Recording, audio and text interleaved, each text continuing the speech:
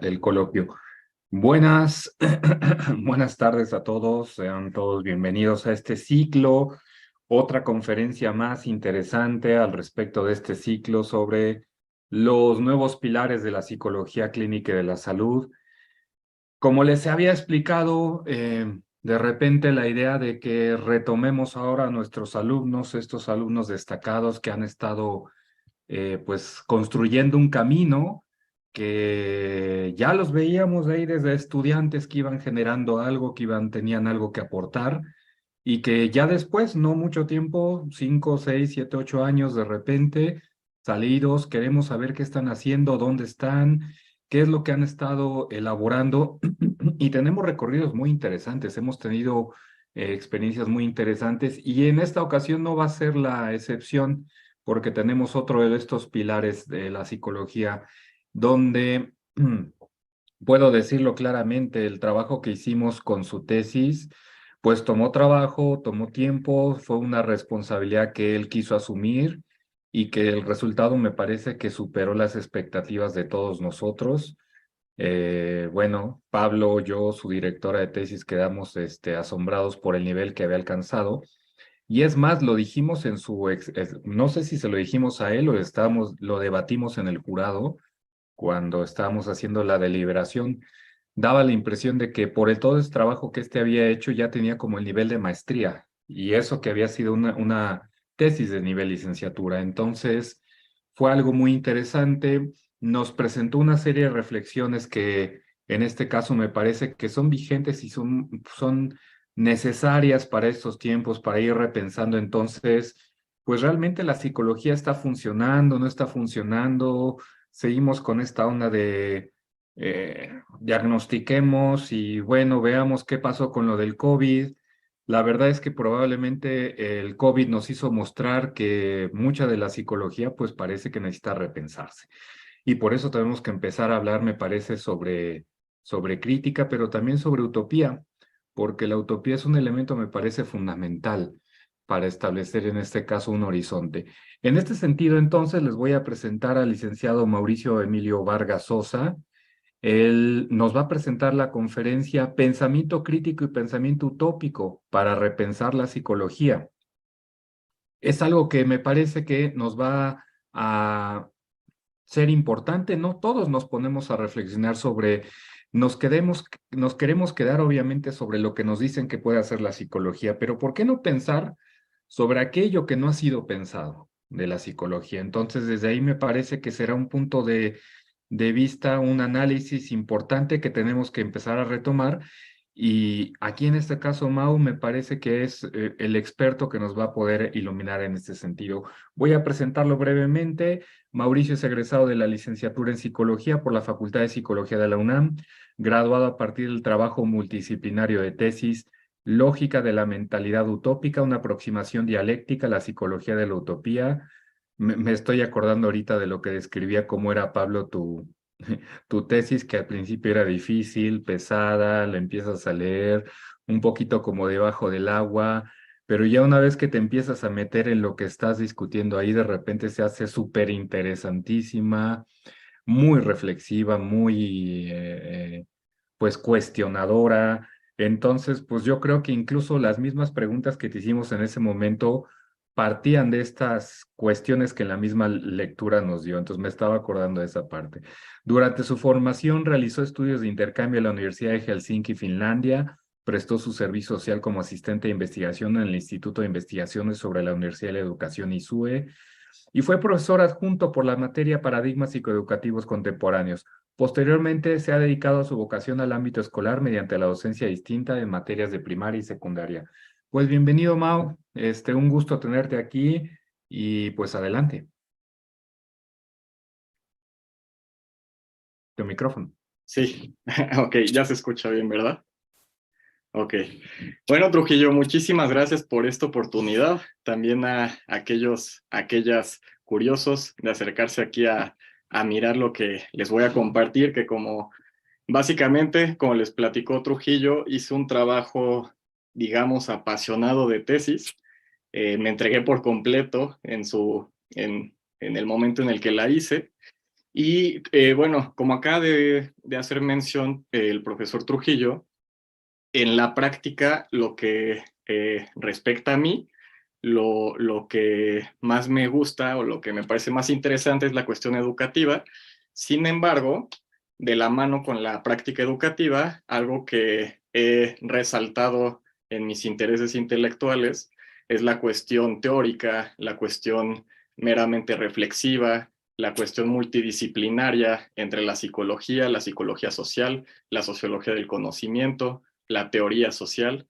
Y para el trabajo que hice de tesis es más que nada una discusión teórica, opera en el terreno de la reflexión, de la contraargumentación, que es lo que iré describiendo un poquito más. Y bueno, si me permiten, pienso mejor si me estoy moviendo un poquito y vamos a comenzar. El título de la tesis en sí fue Lógica de la mentalidad utópica, una aproximación dialéctica para la psicología de la utopía. Sin embargo, como ustedes sabrán o como se imaginarán, un tema de tesis termina siendo un campo especializado, por así vamos a decirlo. Sin embargo, cuando me preguntó Trujillo respecto a cómo me gustaría llamar esta breve videoconferencia, yo pensé en más bien exponer estas ideas de la tesis, pero de una manera un poco más general, un poco más amena. Algo que sucede cuando nos adentramos a un campo específico es, como lo han llegado a decir, que sabemos casi todo sobre casi nada y prácticamente terminan entendiendo no solamente nuestros sinodales, pero en este caso, más bien lo que quise hacer para hacerlo un poquito más ameno, para que aquellas personas que me dijeron que se iban a conectar no se arrepintieran a los 20 minutos, lo que decidí es hacer más bien una exposición de estas ideas generales, un contraste respecto a lo que consideramos comúnmente por pensamiento utópico, por pensamiento crítico, y bueno, también la tarea, desafío que me sugirió Trujillo de titular esta conferencia como hacia el sentido de repensar la psicología. Pero entonces, más que emplear tecnicismos o más que emplear las categorías más específicas que usé en la tesis, lo que haré para introducir este tema que es escasamente discutido, digamos, en nuestros espacios psicológicos, lo que haré será más bien tomar este lenguaje cotidiano y este lenguaje que puede ser visto con un fundamento un poquito más teórico. Entonces, Trujillo me preguntó cómo quería titularla. Yo le dije pensamiento crítico y pensamiento utópico, puesto que la teoría crítica y más específicamente las aportaciones de la Escuela de Frankfurt por parte de Marcuse y Horkheimer fueron mi fundamento, mi marco filosófico, mi forma de argumentar la tesis, y la utopía fue mi objeto de pensamiento, mi objeto de mayor interés para el desarrollo de la tesis. Trujillo me propuso para repensar la psicología. Yo lo vi como una tarea problemática, más que nada respecto al referir a la psicología. Es decir, referir a la psicología puede llegar a sonar como referirnos a la verdad o la realidad. Es decir, este artículo o referirnos a la psicología como la psicología es algo que también empezaré a problematizar, pero al mismo tiempo me resulta interesante, por lo menos como un intento para los objetivos de esta conferencia. Les explicaré a grandes rasgos lo que haré. Primero, problematizaré un poco la psicología en general, en conjunto. La psicología tradicional, como la concibe el psicólogo crítico David Pavón Cuéllar, haremos problematizaciones respecto a sus sentidos, respecto a su relación con la sociedad, respecto a, a qué intereses responde esta psicología, a qué tipo de ideología particularmente, un breve esbozo de lo que concebiremos por psicología crítica, después pensamiento crítico, cómo se puede referir en la cotidianeidad y cómo se puede referir en contraste con las aportaciones de la Escuela de Frankfurt, que es una de las escuelas más sólidas de intelectuales respecto a la teoría crítica. Posteriormente, comentaremos respecto al pensamiento utópico un contraste entre lo utópico como adjetivo descartable, como se menciona en el lenguaje cotidiano, su contraste con la teoría de la mentalidad utópica de Karl Mannheim y con otros fundamentos sobre teoría de la utopía, para al final hacer una relación entre pensamiento crítico, pensamiento utópico y cómo estas dos nociones pueden llevar a que repensemos tanto la psicología como nuestro papel como psicólogos, como psicólogas, en relación con la realidad social y nuestros horizontes sociales. Ok, entonces, sin más, utopía. Utopía fue la cuestión que me pareció más interesante. Y bueno, la verdad es que cuando piensas en un tema de tesis, o por lo menos eso fue lo que yo hice, lo pensé como una oportunidad en que si me iba a comprometer con algún objeto o si iba a entregarme a este desarrollo de un trabajo escrito y hasta cierto punto riguroso, pues en ese momento en particular me pareció que algo muy importante es la utopía en tanto un deseo colectivo, es decir, un deseo que solo puede realizarse por medio de todas las personas y en favor de todas las personas. La utopía me parece un concepto adecuado para por lo menos visualizar un bienestar social, un bienestar no solamente bajo este discurso individualista de la felicidad personal, sino la utopía vista como este horizonte orientador, como esta posibilidad de atrevernos a imaginar formas distintas para nuestra sociedad. Entonces, esto fue lo que me importó respecto a la utopía. Claro que en el camino del estudio de la utopía habían muchos problemas. Claro que fui escuchando en la marcha, pues que era difícilmente comprendido por qué ponerle tanto atención a la utopía si es imposible.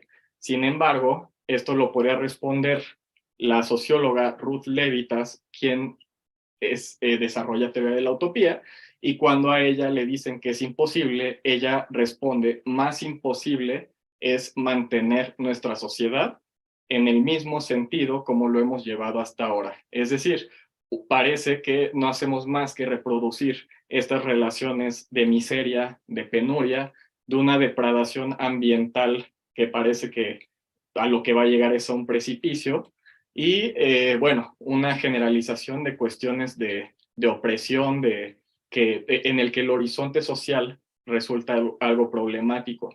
O como lo referiría Marcuse, estamos en buen camino para hacer de este mundo un infierno. Sin embargo, podríamos hacer todo lo contrario.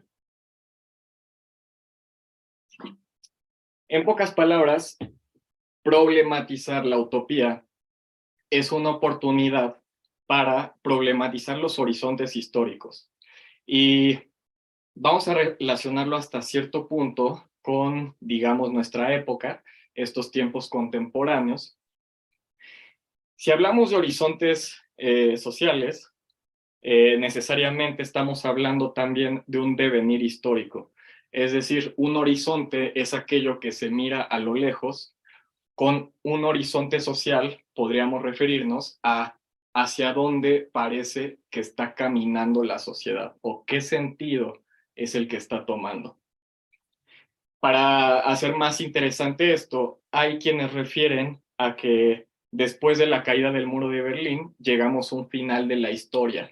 Es decir, si el comunismo soviético falló en proponer una forma distinta de hacer sociedad al capitalismo, con la caída del muro de Berlín llegó el final de la historia. No un final de la historia referido como un escenario apocalíptico de incendios, etcétera, por lo menos no de manera tan pronta, pero se refiere a un final de la historia, en tanto que después de la caída del bloque soviético, parece que ya se vuelve difícil pensar en maneras distintas de un hacer social que no sea el capitalismo.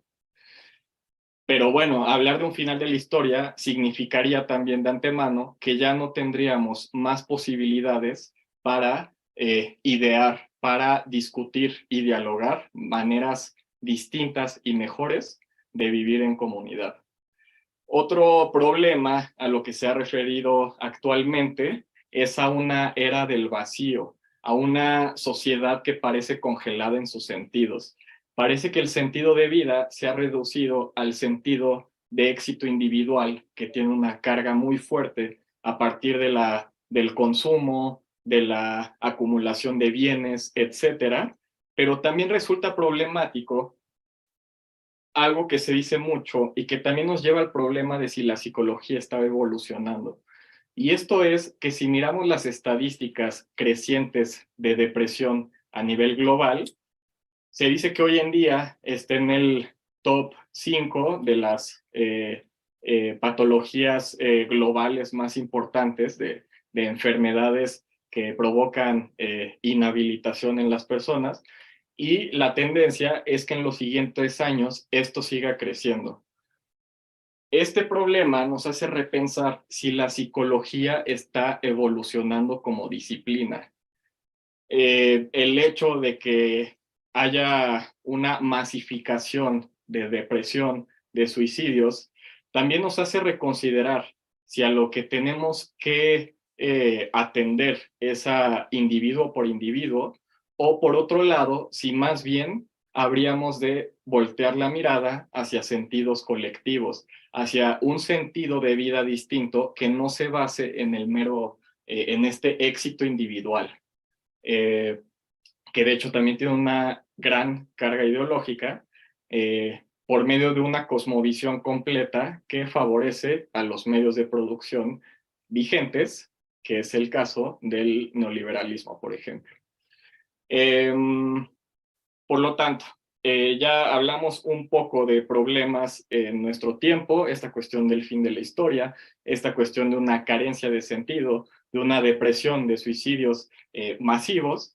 Ahora vamos a ir un poco hacia la psicología, pero haciendo un paréntesis en que tengamos en mente dónde ha quedado esta voluntad de generar un devenir distinto y no de transformar a la sociedad bajo un discurso de populismo para levantar votos, sino a un verdadero ejercicio de diálogo para replantear maneras distintas de nuestras relaciones intersubjetivas y con todo componente social que esto conllevaría. Vamos a la psicología.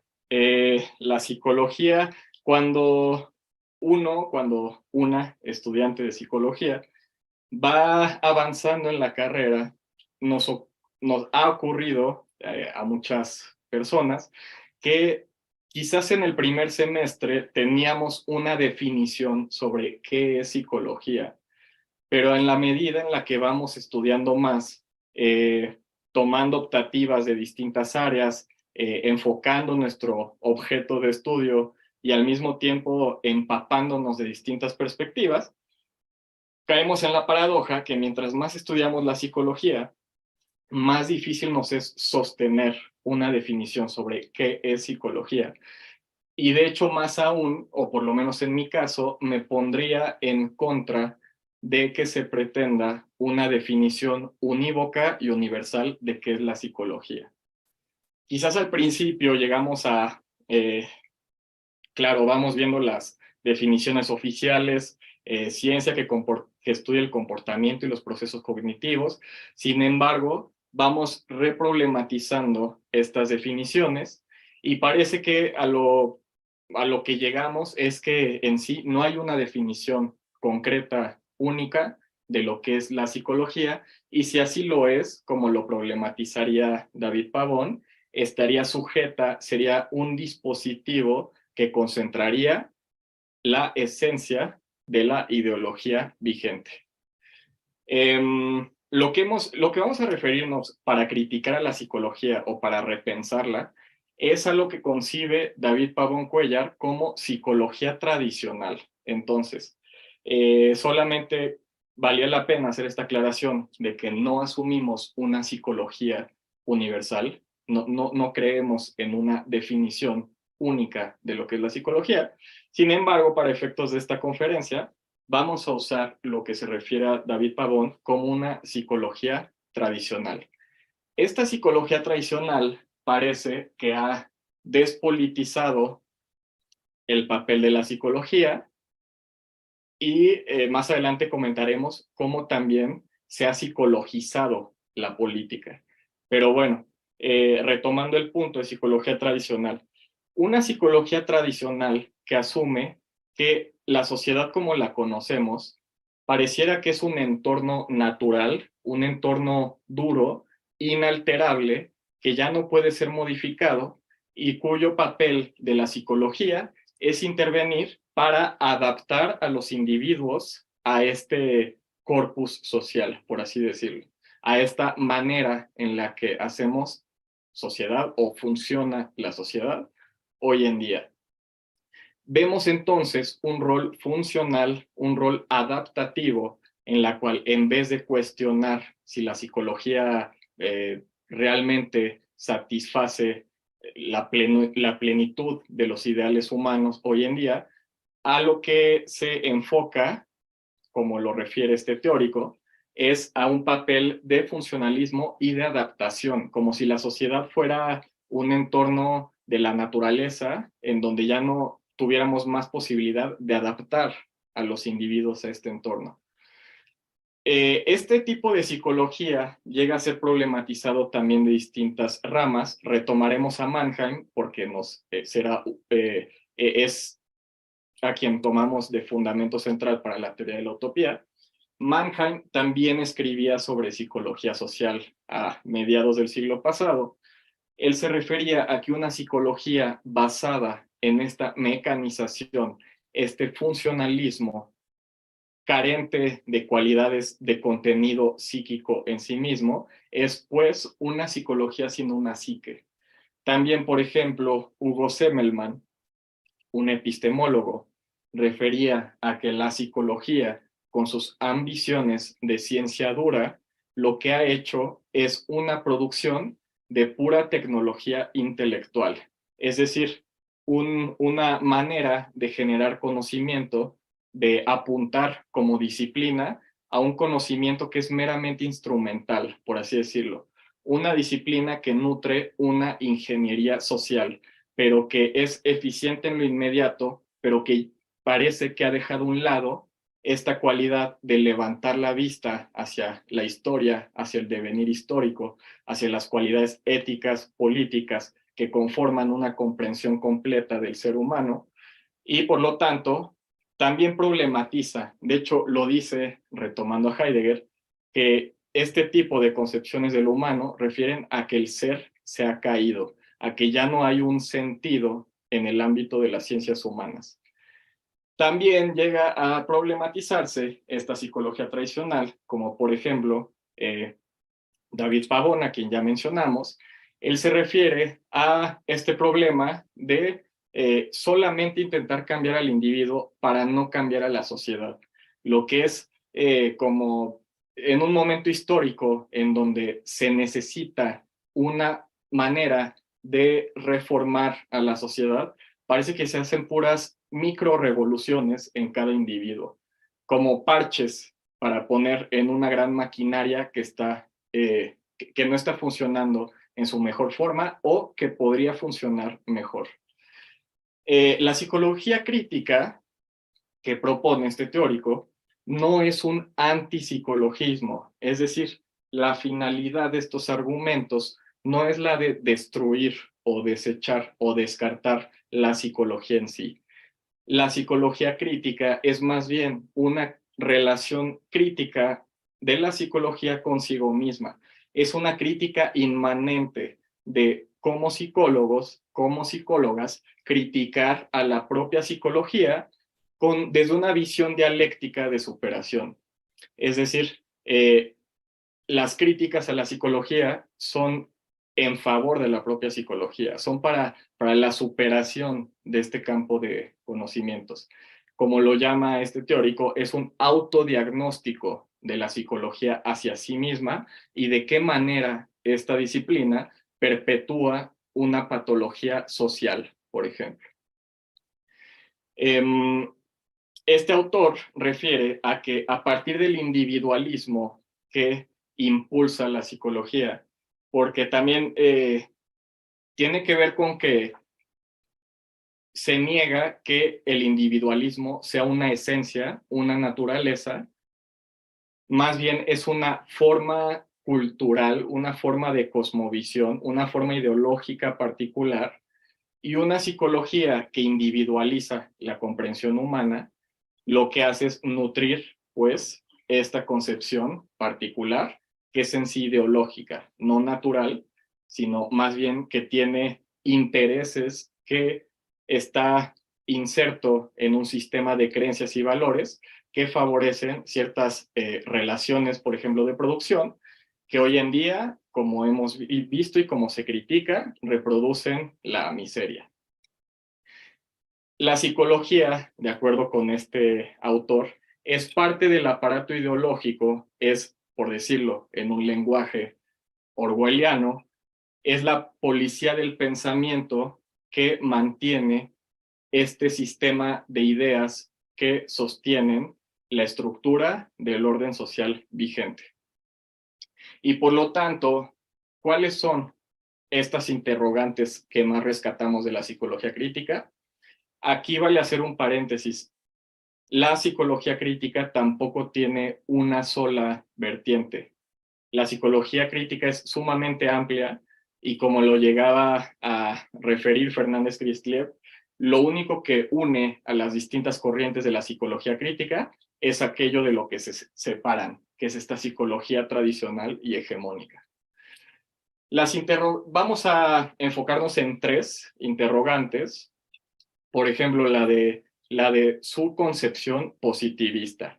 ¿Y a qué nos referimos con esta concepción positivista? Vale la pena decirlo porque hacia esta están ligadas también el individualismo y la reproducción ideológica que perpetúa.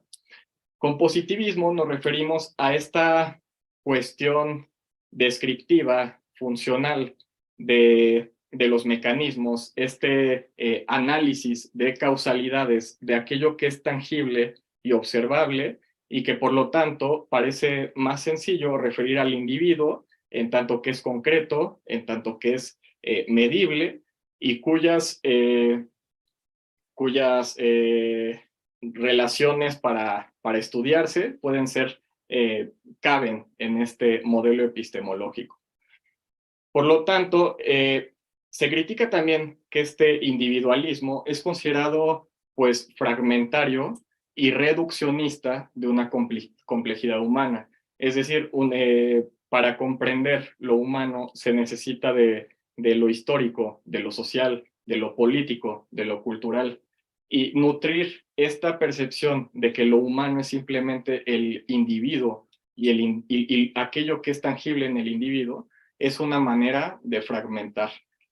Y todo esto también da pie a una reproducción ideológica, al legitimar que lo importante en lo humano es este carácter individual, y también asimismo nutrirlo desde otras aportaciones, como referirnos a la competencia, a la adaptación, por ejemplo, que tiene fundamento en muchas aportaciones científicas que comparten este marco, estos cimientos intelectuales del positivismo.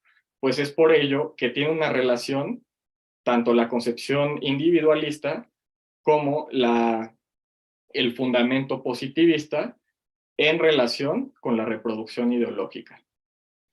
Vamos ahora a considerar el pensamiento crítico. Hicimos ya una problematización de la psicología en su papel con la sociedad.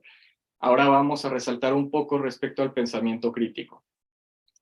El pensamiento crítico hoy en día puede ser adaptable a distintos contextos de nuestra comunicación cotidiana. Sin embargo, algo que resulta problemático, o por lo menos puede generar mucho contraste, es la diferencia de cómo se define el pensamiento crítico, muy cercano a una técnica intelectual de resolución de tareas, de evaluación rigurosa, en muchos casos llega a ser muy cercano a la misma categoría de inteligencia. Es decir, podemos, por ejemplo, encontramos un artículo que dice que el juego de ajedrez promueve el pensamiento crítico. Esto resultaría muy problemático con lo que refiere la teoría crítica respecto a pensamiento crítico. Es decir, quizás un juego de ajedrez, un hábito, promueve la inteligencia y seguramente un alto coeficiente intelectual, pero haremos este contraste con que para la teoría crítica, para la escuela de Frankfurt, el pensamiento crítico no tenía esta cuestión de instrumentalidad cognitiva. Es decir, el pensamiento crítico no es una herramienta, no es una manera de razonar mejor y más rápido, sino que tenía un contenido de ruptura, una racionalidad autónoma que a lo que se refería era criticar el orden vigente para superarlo. Vamos a irnos un poco más atrás de la escuela de Frankfurt para referirnos a cómo lo vamos a contrastar y sobre todo cómo esta visión, cómo este marco interpretativo se contrasta con la visión positivista. La escuela de Frankfurt encuentra un fundamento en la dialéctica.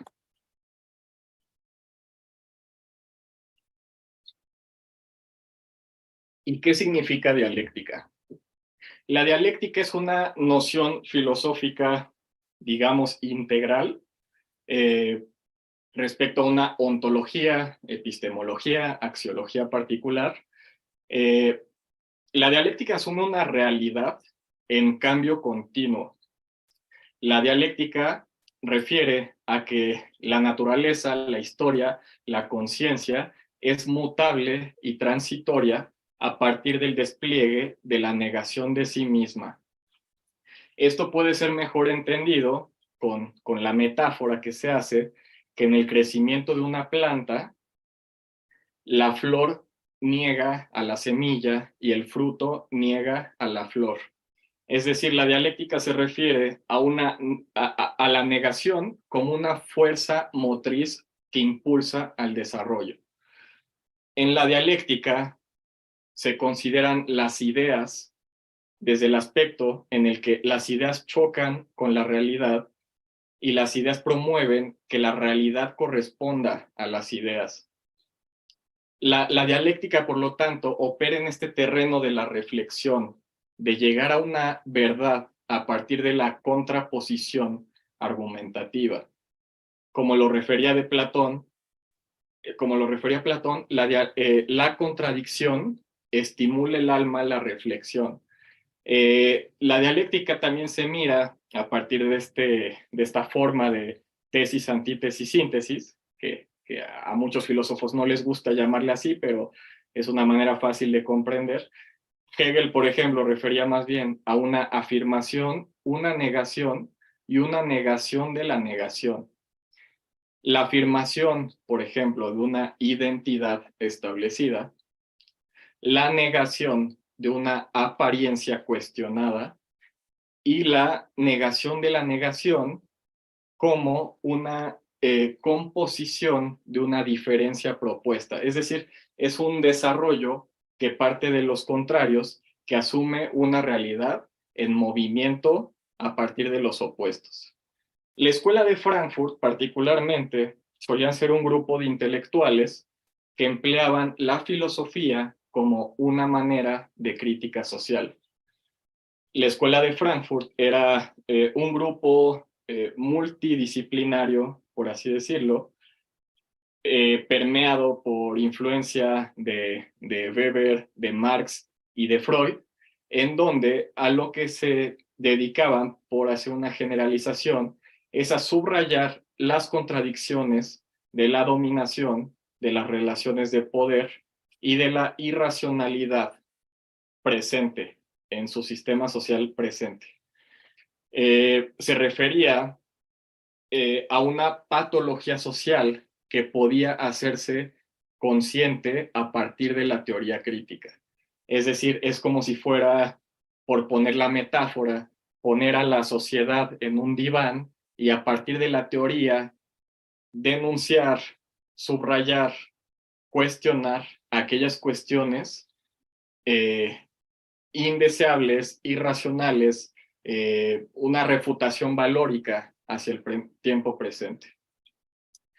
En la Escuela de Frankfurt se criticaba esta racionalidad instrumental, es decir, se decía que la construcción científica tenía mucha relación con una fabricación de mercancía, en donde se hacen productos y que son productos que ya no tienen una finalidad por sí mismos, sino que son un medio para otra cosa, que la filosofía estaba haciendo un lado por todo este compendio de tecnología y en el que incluso las ciencias humanas ya no tenían cualidades de finalidades éticas, sino que poseían una razón instrumental, que es lo que se criticaba. Entonces nos referimos, ¿cómo repensamos el pensamiento crítico? Repensamos el pensamiento crítico no como una propiedad de evaluación intelectual, sino con propiedades de autonomía, de una refutación posicionada hacia el orden dominante, como una ruptura ante la irracionalidad establecida con la finalidad de superarla. Ok, ahora respecto al pensamiento utópico, y voy a tomar más agilidad porque ya llevamos más de media hora. Pensamiento utópico. La palabra utopía refiere a una, bueno, en particular podemos referir que la utopía solía ser una isla descrita por Tomás Moro, una obra literaria en donde se refería a una sociedad en completa armonía, a un mundo feliz, a una comunidad en su mayor expresión de plenitud. Esto a su vez tiene relación con la respuesta que da Platón cuando después de haber escrito La República, en donde detalla lo que sería para él un gobierno perfecto, él responde, cuando le preguntan dónde está ese gobierno, él responde utopos, es decir, no se encuentra en ningún lugar. El género utópico, posteriormente, es esta línea de la literatura que refiere a sociedades perfectas. Sin embargo, podemos encontrar lo utópico también en nuestro lenguaje cotidiano. ¿Y a qué refiere lo utópico? Si alguien está dando un argumento y otro alguien le refiere a que eso es utópico, suele considerarse que es fantástico, que cae en lo imposible, que es descartable, puesto que no vale la pena considerar algo con las propiedades utópicas. Sin embargo, en la teoría de la utopía, lo que se hace es concebir la sociedad no solamente como hoy en día, sino referirnos a la sociedad como la conocemos hoy en día, antes fue distinta. Quizás antes fue una utopía y las utopías que concibamos hoy en día quizás no son posibles con las cualidades presentes de este sistema social. Sin embargo, no por eso significa que sea imposible en el devenir histórico. Por lo tanto, lo que se refiere es que de hecho lo utópico no es imposible, sino que de hecho concentra el lenguaje de las posibilidades distintas para nuestro futuro social. La utopía es también una negación al momento presente, a lo que existe, a lo que está dado. El hecho de imaginar es una forma de negar aquello que está, puesto que se hace esta diferencia. Y como lo refiere Rivera, el narrador utopiza necesariamente despierto, es decir, se desarrolla una utopía en relación con aquello que sí existe, pero con una posibilidad distinta. Mannheim hace un contraste muy interesante entre ideologías y utopías. Se refiere a que ambos son partes de la trama social, así le llama, es decir, a la manera en la que una sociedad va cambiando y se va desenvolviendo a lo largo de su historia, en que ambos son sistemas de creencias, ambos pueden englobar valores particulares a ciertos grupos, Sin embargo, la ideología lo hace con un interés de mantener el orden social. La ideología juega en un papel de hacerse parte del sentido común. La ideología busca implantar valores universales y a partir de los intereses particulares de determinada ideología, se imponen concepciones del mundo.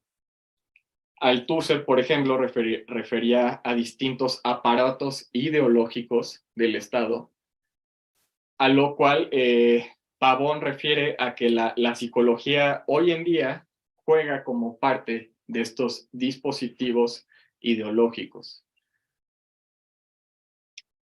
Un papel ideológico también es el de descartar alternativas de proyectos de sociedad. Es decir, la ideología en este impulso por preservar la sociedad como la conocemos hasta hoy, también es parte de su legitimación de la manera presente en que descarta otros proyectos de utopía. ¿Y qué sería una sociedad sin utopías? Aquí entra también este problema que resalta Mannheim.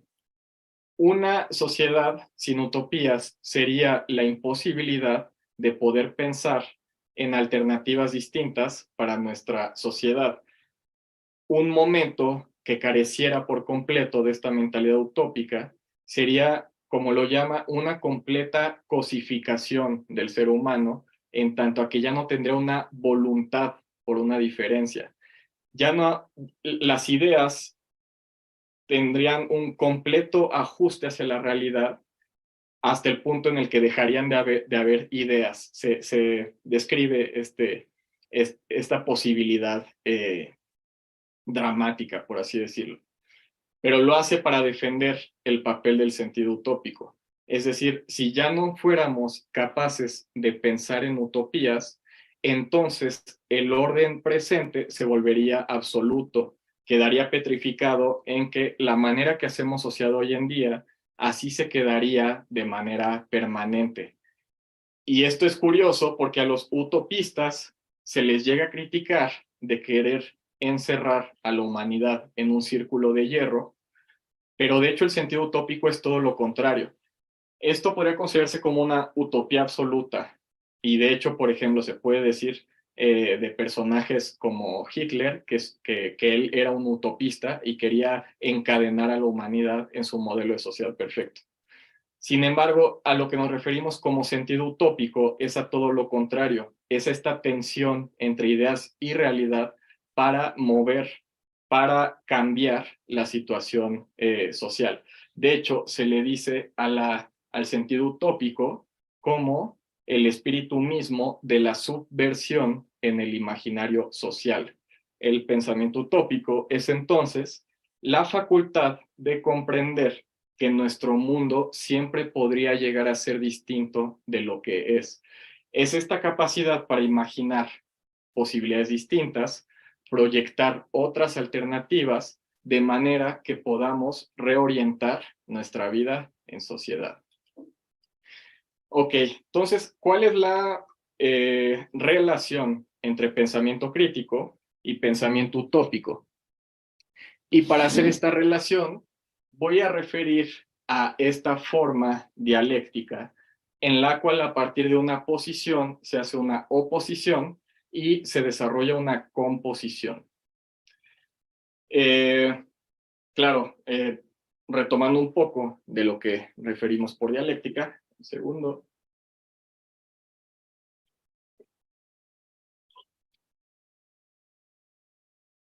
Nos referimos, por ejemplo, a la afirmación de la realidad así como la conocemos. La tesis podría ser, en este caso, las cosas como son.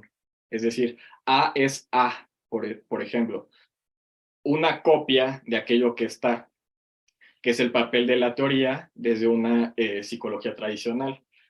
Luego podemos referirnos a la negación o la antítesis como este pensamiento crítico, es decir, un pensamiento crítico en el que la teoría cuestiona, en el cual la teoría no nada más hace una copia de la realidad, no se refiere a aquello que es, sino se refiere a aquello que no debería de ser, puesto que ya genera una posición valorativa ante la realidad. Esta es la manera en la que la crítica se desprende de aquello que está. Y podemos referirnos a una negación de la negación o a una síntesis como este pensamiento utópico que hace una negación de la negación en tanto que define una posibilidad. O en otras palabras, no solamente se cuestiona, no solamente se denuncia, sino que se anuncia. Esta es la cualidad que propongo resaltar del pensamiento utópico, que ante lo que es y lo que no debería de ser, eh, genera una terceridad sobre aquello que podría ser. Y por lo tanto, la utopía no para atrapar o petrificar a la sociedad, sino como un horizonte, como una manera de reorientarnos para que lo ideal corresponda mejor con la realidad en cada momento histórico. Respecto a nuestro papel como psicólogas, como psicólogos, entonces todo esto, todo este discusión teórica que fui exponiendo, esto de qué nos sirve en nuestra tarea como psicólogos, como profesionales de la psicología. En un primer momento es cuestionar, pues, si es que nos interesa, las finalidades de nuestro actuar como psicólogos. Es decir, en verdad estamos satisfechos, satisfechas con esta intervención para ajustar individuos a un sistema social sin antes cuestionar ese sistema social. Les voy a compartir una frase que mueve mucho del psicólogo crítico mexicano Pavón Cuellar, que refiere a que la psicología tradicional en la clínica adapta, en la industrial acomoda, en la educativa disciplina, en la publicidad manipula y en la militar desculpabiliza. Entonces, nos referimos a eso. Este desarrollo teórico lo que hace es problematizar las finalidades, a quién interesa, a quién responde esta psicología, qué es lo que favorece y a qué horizonte social apunta. Claro que está en el plano de la discusión, pero en el plano de la discusión en que defendemos que pensar también es una práctica, hablar también es un hacer.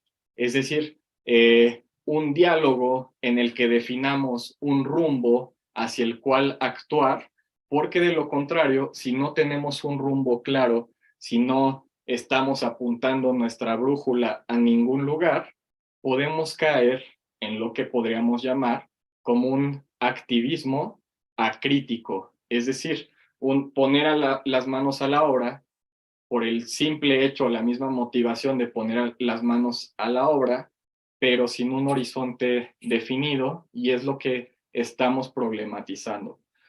Tomamos esta metáfora de que la utopía es como una brújula, puesto que se asume que nunca será posible concretarse, puesto que una vez que una utopía llegara a concretarse, el sentido utópico redefiniría otra utopía, otro proyecto social. O sea, no es una dialéctica que se agota, que se vence, sino que por eso se habla de sentido utópico como una manera que da impulso, que da fuerza motriz a que nuestra vida en sociedad siempre pueda ser de manera distinta. Entonces, el pensamiento utópico es esta manera de apreciar distintas formas de pensar la realidad y así también concebir que son posibles realidades distintas que partan de la manera de pensar. El pensamiento utópico es una manera de levantar la vista de lo inmediato, es decir, no solamente pensar en ser eficientes en las tareas urgentes del día a día, sino levantar la vista hacia el devenir histórico y cuestionar un poco de hacia dónde apuntan nuestros sentidos como profesionales de la psicología.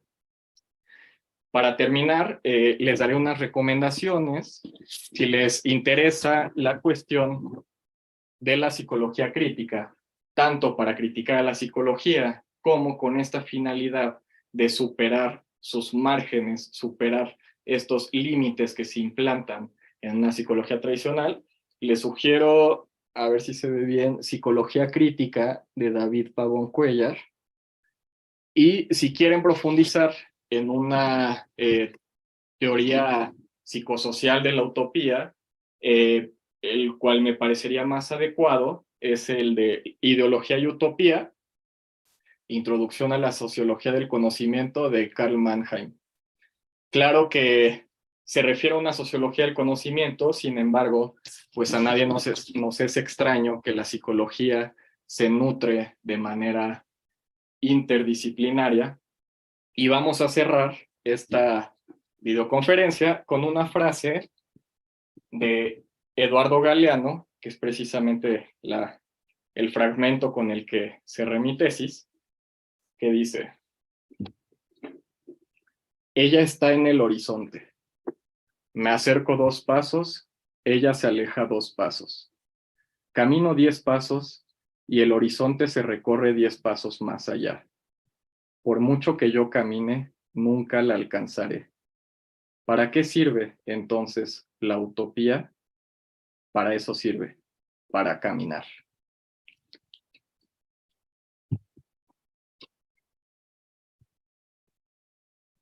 Exacto, me parece que esta frase final cierra muy bien esta parte que necesitamos repensar y que es muy compleja, ¿eh? Leer a Mannheim pues no es sencillo, eso es un autor muy complicado, pero a la vez me parece que es muy necesario que empecemos a incorporar lecturas que van más allá de nada más leer psicología y además psicología de la mala, porque la hay y hay mucha, ¿no? En este caso, entonces, mira, voy leyendo si quieren de una vez las preguntas del público. Yo obviamente pues ya tengo un buen, porque de repente, siempre que te escucho ahí como que te acuerdas que nos hemos aventado luego unas discusiones así como enormes, justamente intentando encontrar por dónde ir caminando en este sentido. Pero voy con el público primero. El público dice... Emilio Valerio pregunta, retomando lo que mencionas de Hitler, al final el cuento de Borges, Utopía de un hombre que está cansado, dice que un futuro se le recuerda como filántropo. ¿Lo has leído? Ay, a ver, está por aquí, ¿verdad? Que ahorita agarré la libreta. A ver, si quieres te la repito. Dice, A ver, retomo lo que decía de Hitler. retomando lo que mencionas de Hitler, al final del cuento de Borges, Utopía de un hombre que está cansado, dice que en un futuro se le recuerda como filántropo. ¿Lo has leído? Órale, no lo he leído, pero de hecho me da mucho gusto que refieras a Borges. Sobre todo, voy a retomar, por un lado, la parte de la utopía y por otro lado, la cuestión de la dialéctica, que de hecho se hablan en el mismo texto. En el de Tlón, a ver, tengo aquí el de ficciones, un segundo. Ese yo me lo he leído como 6 veces y nunca me acuerdo de los cuentos bien. Sí, en el de Tlön Uqbar Tertius Urbis, me parece que es. Sí, Ajá. ya me acordé del título. De ficciones, se habla de Tlön como este escenario pues utópico y de hecho de otra manera, como quizás más del plano, más que de la sociedad en completa armonía, como de este descubrimiento de mundos, en donde se dice que de hecho en Tlön cada libro tenía a su contralibro, porque de lo contrario se consideraría incompleto. Entonces, sí, no leí el que me dijiste, pero para hacer una relación de esta respuesta con Borges, lo que puedo decir es que se refiere a la dialéctica en muchos sentidos, este aspecto de que un libro que no considera su contralibro es considerado incompleto, es de hecho básicamente lo que hace Mannheim en su libro de Ideología y Utopía. en el cual para plasmar una noción completa de lo que considera como una trama social, se refiere a estos conceptos antagónicos. Y bueno, si puedo referir un poco más, esto también se puede problematizar lo que dices con sí, hay unas discusiones interesantes que hablan sobre las utopías para sí y las utopías para otros. Lo relaciono con lo que dices de que Hitler en un futuro se pudiera relacionar como un filántropo. Y pues claro que cada quien tiene sus utopías. De hecho, se podría decir, por ejemplo, que el saqueo de América Latina es la utopía de una parte en particular del norte del mundo. Pero bueno, voy a leerlo. Valerio, gracias por estar por acá y espero que estas respuestas que redondearon tu pregunta te hayan generado cierta curiosidad. Sí, no, y yo teniendo un poco referencia, un poco más por ejemplo, de la historia rusa, efectivamente, uno podría estar no de acuerdo, ¿no? Cómo es que se llevaron muchos de los procedimientos de la Unión Soviética, pero había una utopía que los dirigía y que los hacía caminar. Para bien o para mal, eso ya es otra cosa. Pero efectivamente había un proyecto utópico. Aquí hay una pregunta de Emilio Bricio que dice. Y yo creo que esto cae un poquito justamente en un problema que tenemos con la psicología que crea un poco la ilusión de que somos seres individuales, ¿no? Porque ya desde el inicio del siglo XX esto se ha cuestionado, pero la voy a leer, dice, ¿cómo sabemos que nuestra utopía, entre paréntesis personal, es en sí propia y no una influencia de factores de nuestra realidad presente? Eh, yo, de hecho, yo creo que toda utopía va a tener factores de nuestra realidad presente, puesto que tiene relación con nuestro entorno compartido y de hecho, particularmente, no solamente diría que cualquier utopía personal tiene influencia del entorno, sino que es deseable que así sea, por lo menos desde mi posición. Eh, Mi postura hacia la utopía es que la utopía se tiene que dialogar, que la utopía se tiene que consensuar en conversación con los demás, con las demás, con todo integrante de la comunidad. Y ese es el reto, esa es la mayor tarea para la utopía, me parece a mí, que es el trabajo de pensar lo otro en conjunto con el otro. Entonces, sí, yo creo que, por ejemplo, a distintos personajes quizás autoritarios, se les podría decir que lo que procuran es una utopía personal. Yo intentaría más bien el diálogo para definir una utopía. Y voy a releer tu pregunta porque suelo desviarme Te un la leo, poco. dice, ¿Cómo se llama? se Es Emilio Bricio dice, ¿cómo sabemos que nuestra utopía personal es en sí propia y no una influencia de factores de nuestra realidad presente? Sí, yo creo que toda utopía va a tener influencia. Me parece deseable que así sea y que de hecho sea dialogada con los demás. Quizás si te refieres, por ejemplo, a una utopía literaria, pues ahí cabe este potencial creativo, ¿no? De la persona. Entonces, y de hecho voy a retomar la frase que dije de Rivera, que el narrador imagina necesariamente despierto.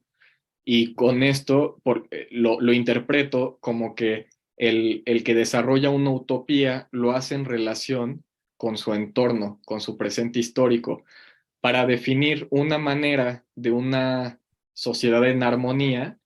Pues para definir lo que es armónico, también tienes tu referente de lo que es lo que no es armónico, y eso es lo que encontramos, me parece, en el entorno de nuestra realidad. Muy bien, dice Luis Vallejo, ¿se puede pensar obrar hacia la utopía sin saber que se busca conscientemente la utopía?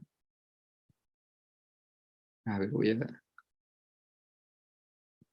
leerla, a ver, se puede pensar.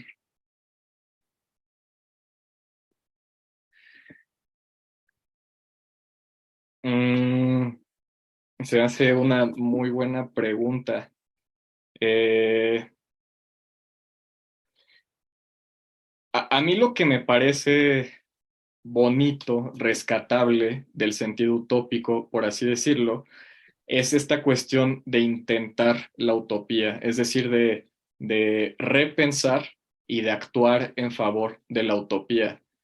Pero lo que dices me parece muy interesante porque, pues en efecto, podrían haber, pues, personas que no necesariamente tienen la palabra de utopía en mente, simplemente son buenas personas o esa es su intención, por así decirlo, y obran pues de manera armónica con los demás.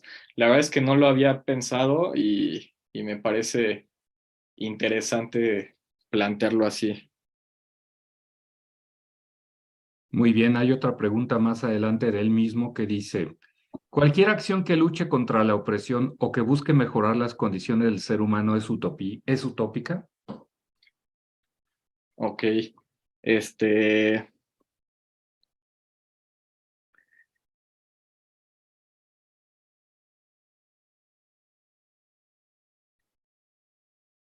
en el segundo caso, yo creería que sí, porque el hecho de pensar en mejorar las condiciones del ser humano, yo creo que eh, se concibe una condición deseable y se actúa en favor de ello. La, lo que refieres, claro, a las luchas contra la opresión, yo creo que tienen, claro, puntos de convergencia. De hecho, Mannheim, sí, esto más bien me voy a referir a la propia teoría. Mannheim diría que sí, porque para Mannheim cualquier fuerza psíquica utópica, como así lo refiere, es aquella que transforma el orden de la sociedad vigente. Entonces, para Mannheim sí sería utópica, puesto que si es un colectivo de personas que transforman, él teorizaría que son impulsados por mentalidad utópica. Pero, por ejemplo, hay otros autores que relacionan la utopía con la esperanza. O sea, como a lo que voy es que no se pone necesariamente la palabra de lucha en medio.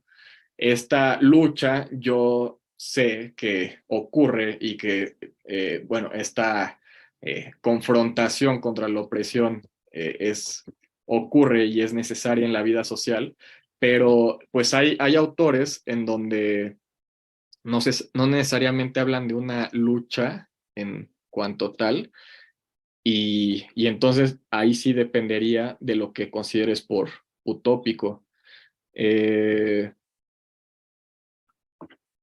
sí, entonces, desde la escuela de Frankfurt, por ejemplo, sí es una denuncia contra toda injusticia, relación y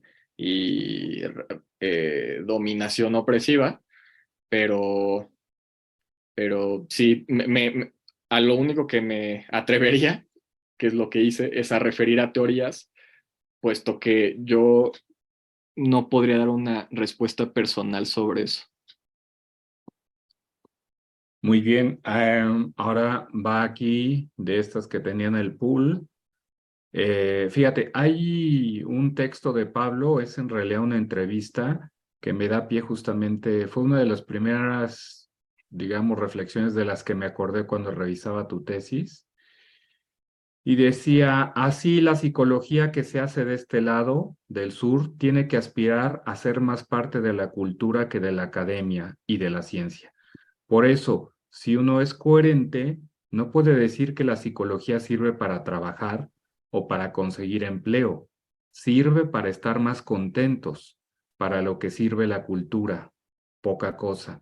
Y aquí entonces me parece que de repente como que Pablo nos avienta el horizonte y es decir, pues sí, un poco lo dijiste ahorita, ¿qué hace la psicología organizacional? ¿Qué hace la clínica? ¿Qué hace la educativa? La educativa disciplina, la organizacional adapta, la clínica creo que normaliza. Como que a veces hacemos esto, hacemos esta psicología, pero no nos preguntamos para qué. Y es un horizonte, me parece fundamental, porque luego no sabemos si lo estamos haciendo, sí, y lo haremos re bien, pero ¿para qué? Pues para adaptar. ¿Y para qué lo queremos adaptar? Para disciplinar. ¿Para qué lo queremos disciplinar? Y me parece que ese es justamente el elemento que planteas que nos debe de permitir entonces repensar nuevamente entonces para qué estamos haciendo lo que estamos haciendo. Porque eso finalmente pues ya lo adaptamos, ya lo disciplinamos, ya lo normalizamos y luego eso es realmente lo que queríamos y nos vamos a dar cuenta que probablemente no.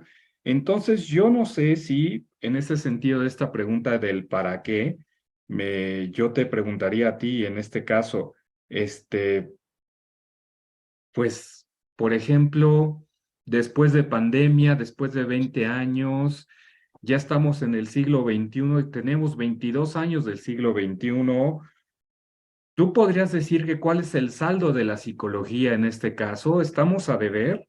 Como que seguimos haciendo cosas que, pues que tendríamos que repensar porque seguimos midiendo patologías y pues eso pues no sirve de nada ni siquiera al mismo terapeuta o al mismo psicólogo porque no existe una relación entre el diagnóstico y la intervención, entonces ni siquiera al paciente le funciona, pero eso sí, ya lo diagnosticamos, como si estuviéramos imponiendo un saber a un sujeto que en realidad se supondría que él no sabe nada de él, cuando en realidad es el sujeto que sabe más de él que nosotros mismos como terapeutas.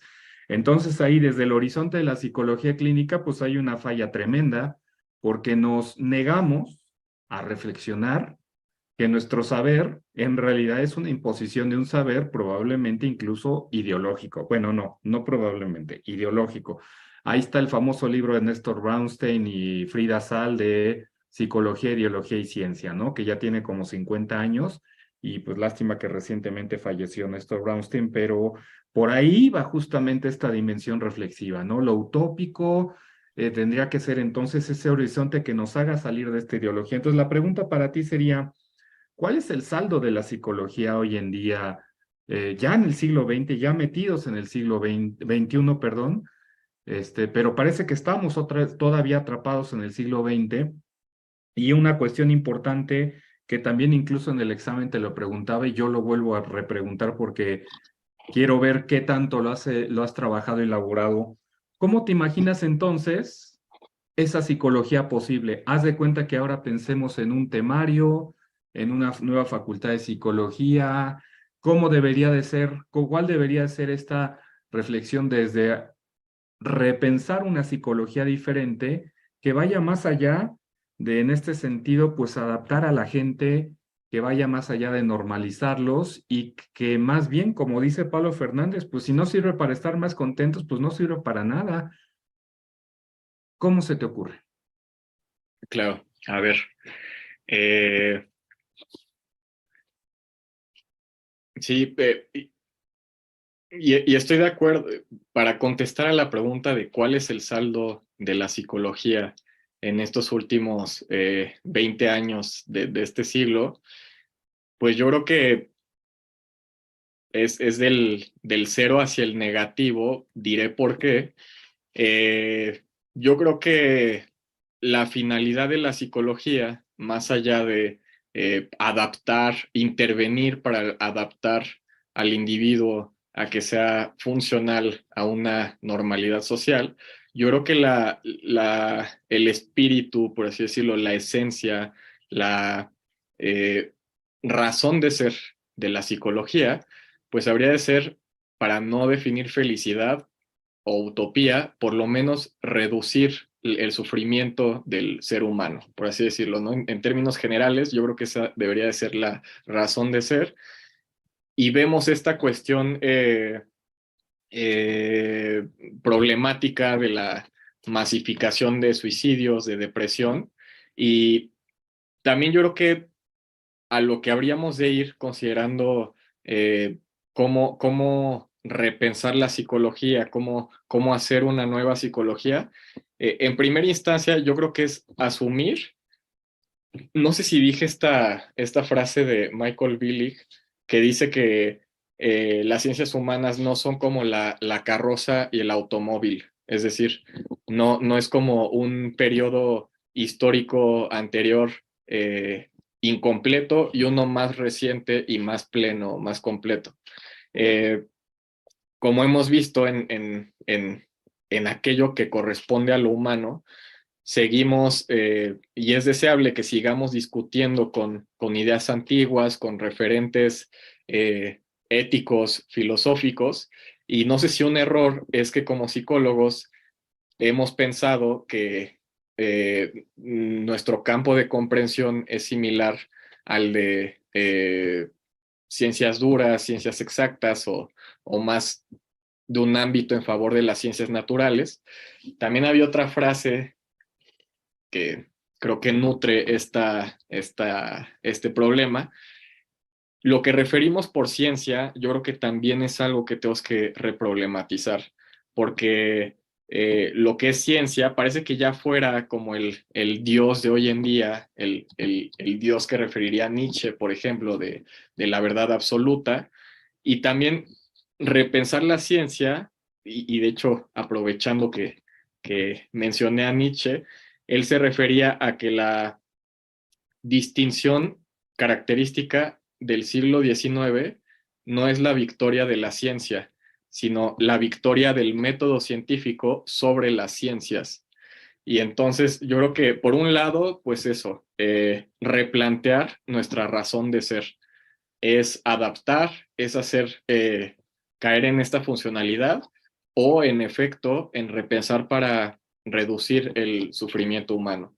Por otro lado, lo que consideramos por el hacer científico en la psicología, la manera del hacer científico, que pues en este caso es pues quizás de una vez apartar la vista de estos métodos que hemos considerado y más bien voltear a mirar teoría crítica de la sociedad para precisamente definir y concientizar estas patologías sociales. De lo que me mencionabas de esta entrevista de Pablo, pues yo la verdad es que comparto postura, por, por así decirlo de algún modo. Él defiende una psicología teórica en la cual lo que se busca y esta manera de estar contento, pues también va de la mano con pertenecer a algo más, ¿no? Con que no nada más seamos individuos que buscamos el consumo y la acumulación de bienes, sino que busquemos el formar parte del sentido colectivo o pertenecer a algo más y quizás esa podría ser una manera en la cual pues hubiera menos depresión, ¿no? Ya no estamos fragmentados en un solo individuo, como lo refería Pablo también, que una vez que trabajas tu conciencia histórica, pues no eres nada más un individuo que tiene 20 años o 60 años, sino que eres parte de una historia y por lo tanto tienes 2 siglos de edad o 7 siglos de edad. Entonces, esta es la relación que hago de la depresión con el individuo. La verdad es que en tiempos en los que parece que se carece de un sentido, hay quienes proponen, como Pablo, pues que somos un animal político, somos parte de un organismo social y que tal vez nos sintamos más contentos si verdaderamente nos entregamos a pertenecer a algo más. Y yo sé que ocurre hoy en día, es decir, hay movimientos sociales diversos en donde hay gente que toma este compromiso, pero pues yo creo que precisamente puede ser una manera de hacerlo mejor. Y también me preguntabas de cómo sería si de repente se ofreciera psicología de la utopía, por ejemplo, en un programa académico. Eh, yo creo que en principio tendría que ser multidisciplinario, es decir, yo en mi tesis me enfoqué en la cuestión lógica, de la lógica dialéctica, en la cuestión de la sociología del conocimiento y esta noción de la mentalidad utópica. Sin embargo, por ejemplo, como lo mencionaba Valerio, los textos de utopía Borges. O también, por ejemplo, que fuera un trabajo académico que no fuera tan frío, sino más cálido, más sensible, más artístico. Entonces, yo creo que en efecto, si me imagino una rama de psicología de la utopía, sería multidisciplinario, sería también artístico, es decir, que tuviera de la mano estas cuestiones que no son meramente los cimientos intelectuales, sino cómo se siente la utopía, por así decirlo, cómo vivimos utopía. Eh, sí, es una pregunta muy compleja, me gustaría saber cómo responderla, pero pues todavía estamos, todavía no recorremos esos pasos. Claro, porque la idea también mucho de la utopía es ir hacia donde ahí no hemos pensado, ¿no? Entonces, efectivamente, tenemos que caminar hacia allá. Juan Carlos, ahí le mando un saludo a Juan Carlos, también otro alumno destacado, que yo creo que en algún momento él es de los que también dices, un día me va a tocar que esté aquí en este ciclo, a lo mejor en el quinto ciclo, pero ya estará en este apartado de estos alumnos que ya desde los primeros semestres va mostrando mucha madera donde cortar.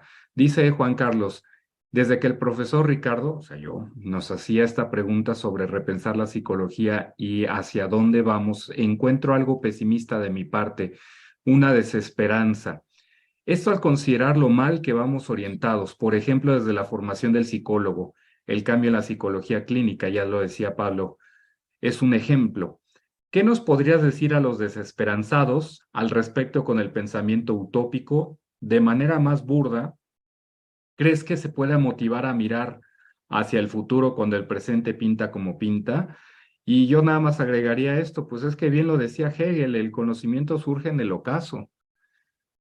Entonces es ahí donde justamente necesitamos trabajar e investigar, pero es cierto, tiene toda la razón y yo comparto mucho de esta sensación con Juan Carlos, pero a ver, ¿qué nos puedes reflexionar desde la utopía? Sí, en primera se me ocurrió una frase del Hobbit de Bilbo cuando está cerca del dragón y le dice a los enanos que mientras haya vida hay esperanza, ¿no?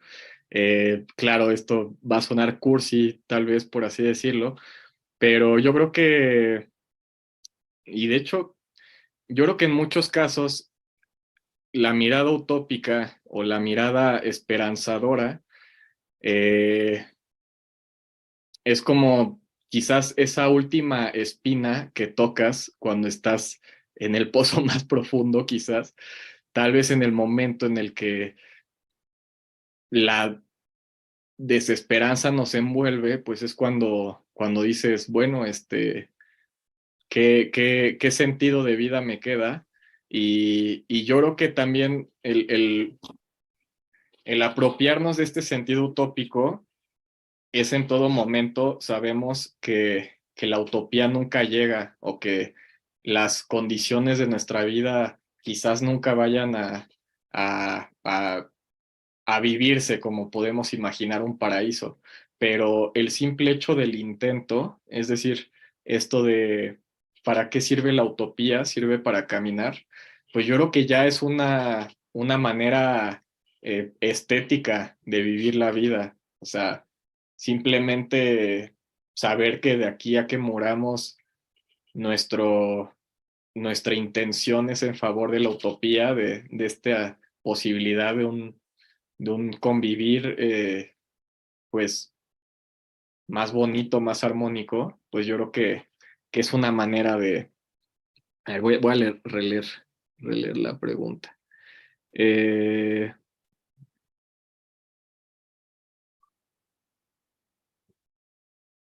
sí, y también si vivimos un presente, claro que sumamente problemático, pero también algo muy curioso es que muchos teóricos de la utopía, por ejemplo, voy a referir a Mannheim, voy a referir a Marcuse, vivieron en el periodo de entreguerras. Y eso es lo que es muy interesante porque parece que en este periodo que verdaderamente se vive una distopía en vida, en carne, en el entorno, pues es cuando hay una palabra, espera, voy a buscar una frase completa. Sí, no, es que quiero decir esta frase tal cual como la escribí, como la rescaté de Mannheim. Pero lo que voy es que en los periodos de mayor desesperanza es que han surgido estos teóricos de la utopía. De hecho, Mannheim y Marcuse tenían orígenes judíos, escaparon de Alemania. Bueno, Walter Benjamin fue atrapado ahí en su escape y ahí murió, ¿no? A lo que voy es que la teoría más interesante de la utopía la han desarrollado teóricos que han vivido situaciones de verdadera distopía y pues eso es lo más curioso, parece que cuando más te arrincona la desesperanza, esta situación donde parece que ya no hay otra salida, voy a leer como dice Mannheim, el pensamiento que es meramente la expresión de un deseo siempre ha existido en los asuntos humanos. Cuando la imaginación no encuentra pábulo en la realidad existente, busca un refugio en lugares y periodos construidos conforme a sus anhelos. Los mitos, los cuentos de hadas, las promesas religiosas del más allá, las fantasías humanas, las novelas de viajes, han sido siempre expresiones eternamente cambiantes de lo que nos hace falta en la vida real. Fueron colores complementarios del cuadro de la realidad existente. Entonces, pues yo te diría particularmente que tomar conciencia de la desesperanza, yo creo que es de las cualidades más nutritivas para un utopista. Es decir, cuando conoces la distopía, cuando conoces aquello que es desesperanzador, sabes expresarlo, sabes visualizarlo, pues puedes proponer su contrario, que en este caso es proyectar una utopía. De acuerdo, muy interesante, así como lo planteas. Dice Rosaura, el desafío actual radica en ser conscientes de nuestras limitaciones contemporáneas. Excelente disertación. Karino dice, muchísimas gracias. Pues sí, es que efectivamente, por ejemplo, otra vez contrastando, por ejemplo, con la cultura rusa, si tú les planteas que hay que ser feliz, que hay que ser felices, que hay que buscar la felicidad. Ellos justamente lo van a negar porque históricamente y culturalmente no es su horizonte de construcción, sino es otro totalmente diferente, más colectivista. Y más bien nosotros como que fuimos enseñados en esta cultura occidental, capitalista, norteamericana, colonizada, fuimos enseñados a pensarlo todo en bonito, a no problematizar, a no cuestionar, a intentar ser felices, pero la verdad es que cuando después nos damos cuenta que tampoco es posible esa felicidad, pues ya lo único que nos queda es hacernos mensos un rato, ¿no? Y decir, bueno, pues ya ahí le seguimos en derecho y yo sigo aplicando como psicólogo mi método sin saber para qué, pero pues yo lo sigo aplicando. Entonces, totalmente de acuerdo con esto que planteas y también es cierto que, por cierto, bueno, ya habló esta Sharon, este ciclo particularmente pues ha sido de eso, ¿no? De como una contrastación y un cuestionamiento a la psicología. Estuvo la conferencia de Sharon, desinstitucionalización de la psicología, estuvo la de Liliana y esta, por supuesto, y luego viene otra también importante, la de Susana y Martín del Campo, que es psicologización de la vida cotidiana. Y si ya mejor extinguimos a los psicólogos, finalmente termina diciendo esta Susani, es decir, si hay trabajo, si hay un pensamiento, si hay una reflexión, una conciencia de que nos estamos quedando limitados, que algo de lo que estamos haciendo no está alcanzando para que lleguemos a esa reflexión. Entonces, me parece que es muy importante que estemos haciendo estos esfuerzos aquí, por ejemplo, en este caso, ¿no? Y aprovechándonos de la tecnología. Dice Juan Carlos Castelán, muchísimas gracias a ambos, un verdadero placer escucharlos y qué curioso, justo hoy estaba viendo esa película del Hobbit. Saludos. Nada más, dice Luis Vallejo, nada más distópico que la situación de América Latina, caldo de cultivo perfecto para que la utopía surja. Totalmente de acuerdo, totalmente de acuerdo. Y yo, por ejemplo, me gustaría cerrar con esta pregunta, que también es una pregunta que me parece que también tiene mucha referencia porque estamos aquí, tú y yo, y los que están escuchando y viendo esta conferencia, ya sea que la están viendo en vivo, la van a ver después. Finalmente, el por mi raza hablará el espíritu, la famosa frase de Vasconcelos, implicaba justamente eso, una utopía. Obviamente tiene diferencias, hay que leerse históricamente, sincrónica y diacrónicamente, por supuesto, hay que leerse desde distintas perspectivas, pero en el fondo implica justamente una intención de una utopía, y esa utopía, básicamente, generar un espacio universal donde también las diferencias estén ahí representadas, escuchadas, en esta idea de por mi raza, y el espíritu muy en el sentido alemán, en el sentido del Geist, donde no estamos hablando de espíritu como una cuestión, digamos, de metafísica, sino de espíritu en un sentido colectivo, el sentido original del Geist alemán, porque además es una cultura tremendamente colectivista. En este caso, entonces, ¿cómo es que el por mi raza hablará el espíritu representa una utopía que funda la UNAM? ¿Y cómo podemos entonces ahora, como universitarios, regresar y me parece que ser mucho más fieles a este principio? Porque es muy importante que si una disciplina, si se queda sin esta mirada crítica, sin este dispositivo crítico y sin este dispositivo utópico, pues es una disciplina que se estancó, que se volvió letra muerta y que la gente la sigue, la aplica porque no tiene otra cosa que hacer, no sabe qué hacer otra cosa y no quiere pensar otra cosa. Entonces, ¿cómo hacemos y reapropiamos este sentido del espíritu a partir de este proyecto que también entonces intentamos hacerlo de América Latina? Por mi raza hablará el espíritu, ¿hacia dónde nos debe llevar? Sí, claro. Eh, la verdad es que esta frase, ya sea que tengas un contexto intelectual, como por ejemplo en tu caso, Trujillo, que conoces que el espíritu se refiere al Geist alemán y esta cuestión a la que le dio influencia directa a Vasconcelos, por así decirlo, yo creo que esta frase de por mi raza hablará el espíritu, lo impactante que tiene, creo que tiene una carga poética tal que para toda persona ya nos enciende algo, yo creo, en el corazón, en las ganas de unidad, pues sí, creo que nos hace parte de algo. Esta brevísima frase de por mi raza hablará el espíritu.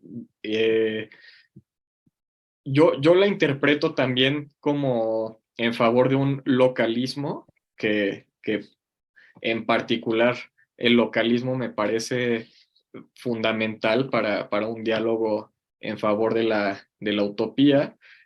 Por otro lado, y esto también como recomendación para quienes les interesa el tema de la utopía, hay una línea que se llama utopología desde nuestra América. Ahí van a poder encontrar autores como María del Rayo, filósofos latinoamericanos como Horacio Cheruti Guldberg, y en general en la parte de estudios latinoamericanos del colegio de la Facultad de Filosofía y Letras, hay mucho trabajo en favor de un rescate de lo que podría ser una utopía latinoamericana. Hay debates muy ricos, discusiones muy interesantes que problematizan estas cuestiones como utopía para quienes, utopía del norte del mundo hacia el sur del mundo, documentos que pueden nutrir aportaciones de teóricos como Simón Rodríguez y algunos de este estilo que pueden actuar en favor de un desarrollo, de una teoría, de una utopía latinoamericana. Eh, sí, y bueno, si algo más puedo decir, yo creo que muchos egresados, si decimos que, si pensamos dónde hemos vivido utopía en este país, definitivamente lo es en la UNAM. Por lo menos yo en lo personal podría decir eso. Yo creo que esa, sí, ciudad universitaria en mi caso, pero estoy seguro que en cualquier facultad de la UNAM, pues se vive un ambiente de utopía. Y bueno, entonces esta es mi manera de referirme a eso, de rescato el potencial poético, afectivo de la frase de por mi raza hablaré el espíritu. Y hay maneras de ahondar en una teoría latinoamericana de la utopía. Está ese caso de Cheruti Gulberg, por ejemplo, y y pues nada, la verdad es que qué gusto poder discutir sobre la utopía con personas de esta universidad. Con cualquier persona, necesitamos discutir con todas las personas porque la utopía solamente es un deseo que se realiza en manos de todas y en favor de todas. De acuerdo, totalmente de acuerdo. Muy bonita reflexión. Pues es que efectivamente estamos en un cambio mundial hegemónico hoy en día. Estados Unidos está dejando de ser la hegemonía económica, social, política, y eso va a implicar que también necesitamos otra vez repensar si es cierto que solamente los norteamericanos pensaban, por qué estamos pensando como ellos, por qué no pensamos como nosotros mismos. Yo, por ejemplo, pensaba hace unos meses, hombre, ¿cómo es que seguimos usando definiciones de la Organización Mundial de la Salud si después de lo del COVID vimos el desastre que tuvo que ver la administración de las vacunas y todo esto? Entonces, es un organismo obviamente tomado por esta perspectiva norteamericana. Tenemos que repensarlo desde otras perspectivas. Y totalmente de acuerdo contigo, la UNAM, estar en la universidad es un nicho donde encendemos utopías, donde buscamos justamente provocar esas utopías en los alumnos. Y por lo tanto, entonces me parece que deberíamos ir hacia ese sentido crítico, a esa construcción colectiva, y que es difícil porque lo que vas a encontrar generalmente son resistencias, pero necesitamos discutirlo y dialogarlo contigo. Por eso tu tema me parece que debe de seguir siendo trabajado. Ya lo habíamos platicado que en un posgrado es algo que se tiene que darle continuidad porque lo que estás haciendo nos va a ayudar a muchos para que de repente esa chispita hagamos un poco consciente de lo necesario con esto. Y yo cerraría con esta idea de Tomás Ibáñez que dice, la psicología debe de ser hilada en la mañana y deshecha en la noche, como en la Odisea hacía Penélope, ¿no? Que hilaba en el día y deshilaba en la noche. Esa debería de ser el dispositivo crítico de la psicología, porque de lo contrario entonces nos quedaríamos eh, apáticos, nos quedaríamos de piedra y sin saber entonces cómo movilizarnos porque no sabemos qué hacer ni qué operar en función de los problemas reales que tenemos en esta sociedad. Y me parece que estamos particularmente atrapados en esta hegemonía de hace 50 años y necesitamos hacer ese recorrido. Pues entonces, les agradezco mucho su presencia, licenciado Mauricio Emilio Vargas Sosa. Muy interesante. Me gustaría que siguiéramos después en otro momento. Sí, claro. Continuamos con este tipo de reflexiones porque son necesarias.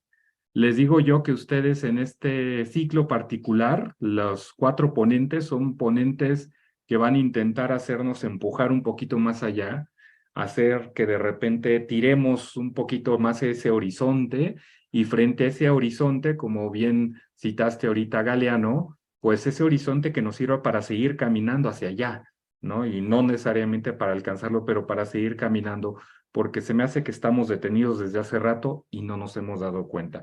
Viene la conferencia de la licenciada Susana y Martín del Campo Martínez. Esta va a ser el jueves a las 17, el 17 de noviembre, jueves 17 de noviembre a las 5 horas. Esa también va a estar muy buena, muy interesante. Los invitamos todos a esta conferencia. Y pues meramente unas palabras de conclusión, Mauricio, ¿con qué te gustaría cerrar? Dejarle un mensaje a los psicólogos futuros, porque esto está pensado para los alumnos, que a lo mejor ahorita están diciendo, chin, estoy tomando tercer semestre, ¿y qué quiere decir que esto ya valió, que no esto debería estar haciendo esto? Y además, mira, que yo de repente me lo he planteado así. ¿Qué me diría yo al Ricardo, que está en cuarto, quinto semestre, tantos años y tantas cosas vistas después, ¿qué te dirías tú a ese Mauricio de esos primeros semestres que le serviría como para de repente entonces decir, pues camínale por aquí, trabájale por aquí, no te preocupes, síguele haciendo? ¿Qué es lo que te ayudaría para, en un cierto sentido, pues como una especie de advertencia, de aviso, de recomendación? Mm, ay, qué buena pregunta, porque, y sobre todo se me hace buena porque me habría encantado, este, escuchar más voces así de personas egresadas justo cuando estaba en la carrera, pero al mismo tiempo sí estoy algo confundido. Eh, a ver qué, sí, no, me habría gustado preparar la pregunta, pero si puedo decir algo, algo así de una vez, pues, mm, no, no, la verdad no tengo idea. Se me hace buenísima la pregunta, pero no tengo idea que que podría servirles escuchar. Este, pues más, quizás más bien dejar mi contacto y que si tienes una pregunta en la cual yo tenga espacio para contestar, porque se me hace tan buena la pregunta que consideraría irresponsable aventar algo así de una vez.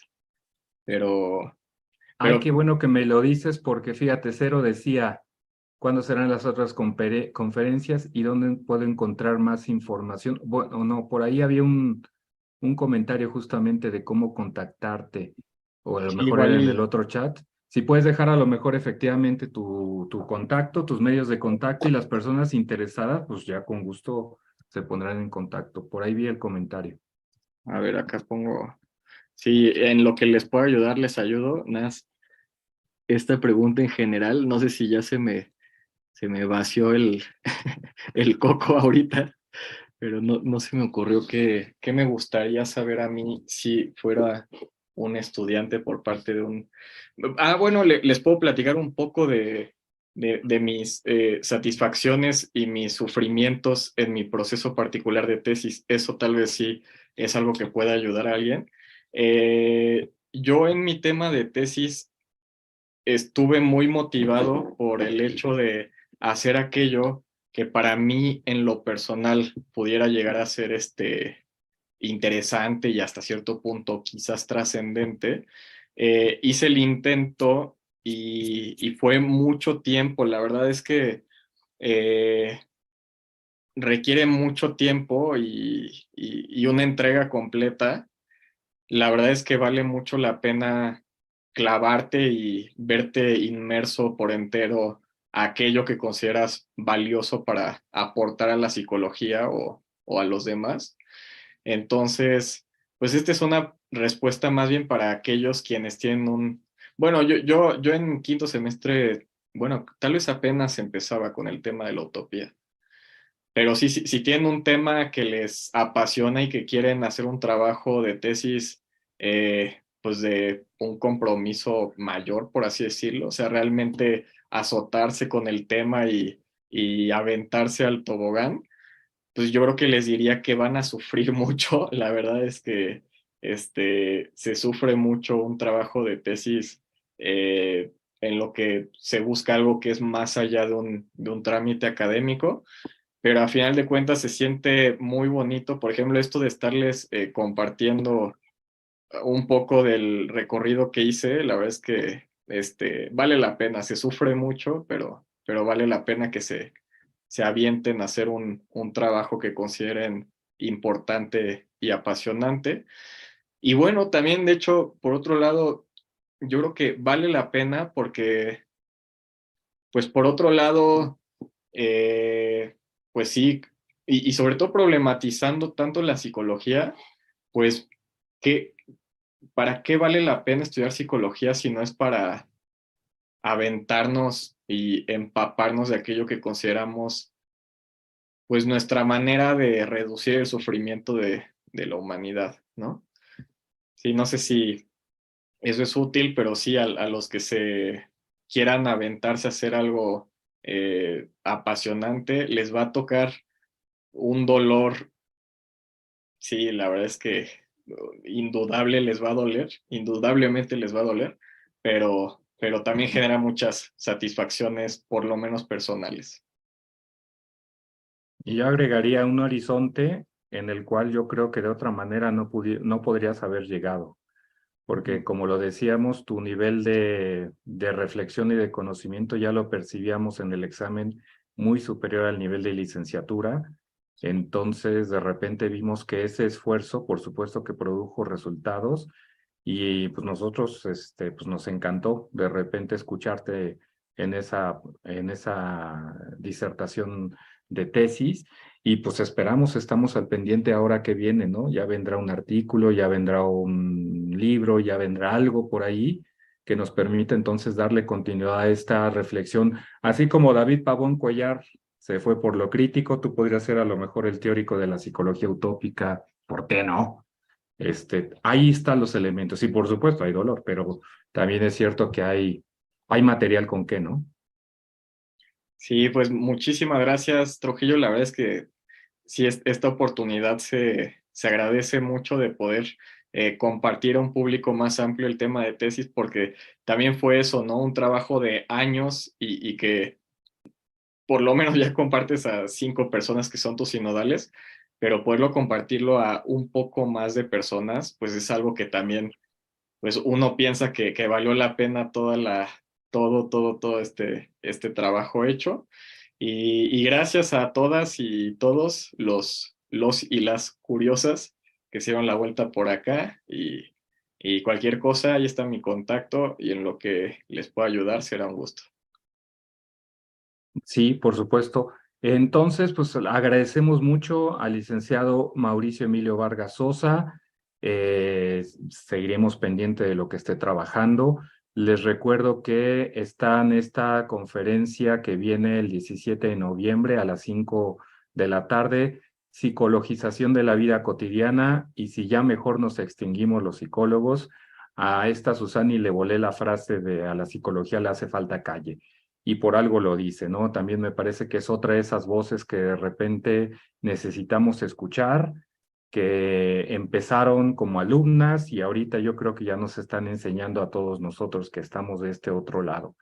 Entonces, pues muchas gracias, Mauricio. Estaremos al pendiente. Gracias a todos por su presencia. Seguimos aquí. Ah, y recuerden nada más, los que para que quieran la constancia se requiere haber estado en las 4 sesiones en vivo, en el chat, poner su nombre para que yo los pueda identificar. Ya después al final voy tomando el nombre de los que estuvieron las 4 sesiones y de ahí se les otorgará una constancia para que entonces estén al pendiente de la siguiente con Susani. Están invitados a esta fiesta del saber y del conocimiento, donde estamos tocando entonces temas que nos hacen ir más allá de lo que vamos a encontrar en un libro. Y esta experiencia que tuvo Mauricio es una experiencia valiosísima. Yo cerraría con esto. Si yo algo le diría a ese Ricardo de la licenciatura de ese cuarto, quinto semestre es, te vas a equivocar y te vas a equivocar muchas veces. Y tú crees que vas a tener la razón y te vas a dar cuenta que no, que te vas a volver a equivocar. Un poco en el sentido como lo propone Descartes en sus meditaciones. Constantemente me daba cuenta que cuando ya tenía una creencia, llegaba a otra que de repente me hacía darme cuenta que estaba equivocado.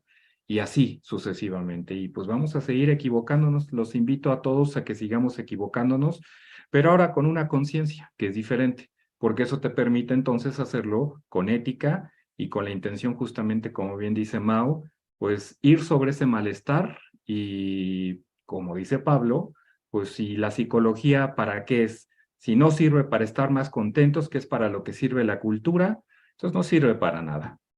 Pues muchas gracias a todos. Hasta luego.